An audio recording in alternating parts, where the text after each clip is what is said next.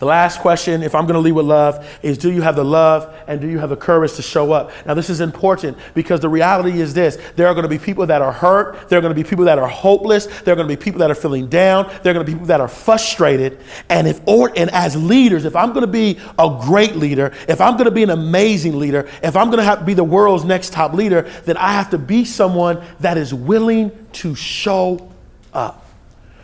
When you think about leaders such as Susan B. Anthony, and you think about leaders such as Dr. King, and you think about leaders such as Winston Churchill, you think about leaders such as Mother Teresa, and you think about all these leaders that we celebrate and that we honor, you will find that one of the reasons they were able to make the impact and do the things that they were able to do is because they had such a love for a cause or for a people that they had the courage and the passion to stand up when others were unwilling to stand up. See, this is the powerful thing about leading with love. Love will give you the passion. Love will give you the courage. Love will give you the strength. Love will give you the ability to do things that you normally would not be able to do. This is why Steve Jobs says, and I quote, if you want to succeed in life, you have to have passion for what you're doing, because he understands that passion and that love gives you the ability to overcome the challenges and the obstacles that may face you. And it's why my friend by the name of John Bryant says leading with love means that you show up as a leader, because he understood that when a person is leading with love, they're going to show up. They're going to step up to the plate. When everyone else may be fearful, when everyone else may be afraid, this person is going to step up. Someone say, oh yeah. Oh, yeah. Someone say, oh yeah. Oh, yeah. As I get ready to close, I think I have 10 minutes left, and I'm going to close with this story. This actually happened in my life, just to really bring it home. This is me speaking this past year in Los Angeles. But what's really interesting about my life is I was 25 years of age, and I had a dream to be a national speaker. And when I had this dream to be a national speaker, like any business, in the beginning, you have to deal with a lot of challenges, you have to deal with a lot of rejection, and you also sometimes get to a point where you're ready to throw in the towel. And I was really frustrated, I was really irritated. My father gave me a letter and he said, Joshua, you're wasting your time, you shouldn't pursue this speaking thing, come on home, get a regular job, and everything's gonna be all right. So it seemed like everybody was leaving me, but I had this dream and I had this vision to be a speaker.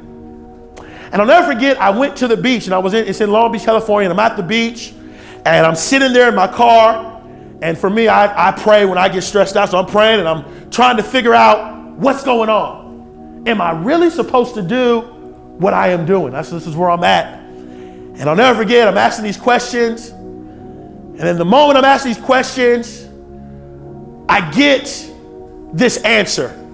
But the answer is not, you're supposed to be a motivational speaker. It actually comes in a different form. And this is the answer. The answer is, if you don't speak, there are millions of people that will not be impacted. The message was, Joshua, if you don't do what you're purposed to do, there are people that will never receive the words that you have for them to reach their fullest potential. Same is true with you in here today.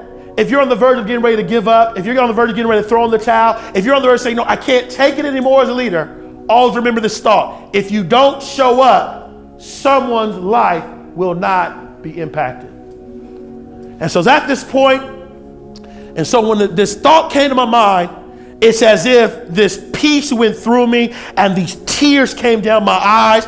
And I said, you know what? I am so passionate about changing the lives of others that I refuse to allow my circumstance to stop me from reaching the people that I'm supposed to reach. Wow. I think this is why things begin to change in my life, because life challenged my heart. Are you in it for the money, the fame, the status? Are you in it for your love for the people?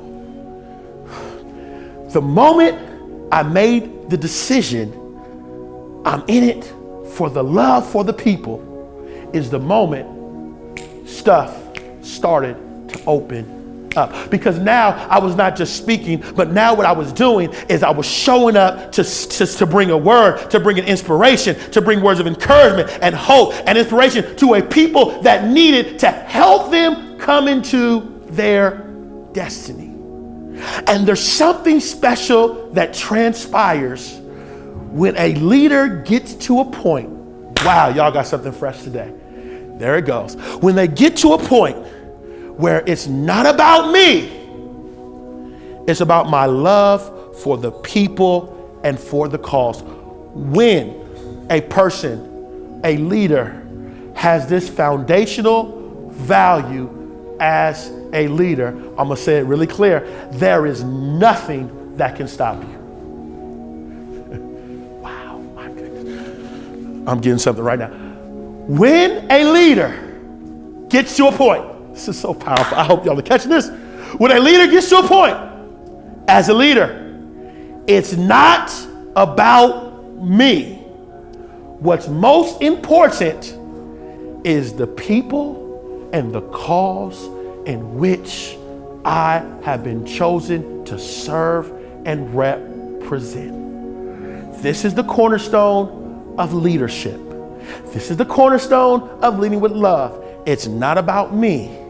It's about the people I serve and the cause in which I represent. And when I start to apply this and make the choices and the actions to apply this is when I begin to see the impact, the abundance, and the positive results of leading with love.